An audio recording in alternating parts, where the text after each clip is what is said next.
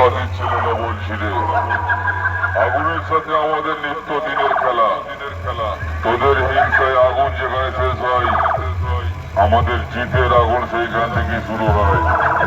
তখন নিতে আসিস না, পুড়ে ছাই হয়ে যাবি।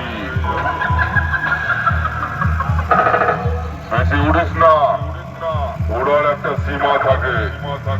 আমাদের সহ্য শক্তি যতদিন আছে তোরা ততদিন নাচতে পারবি।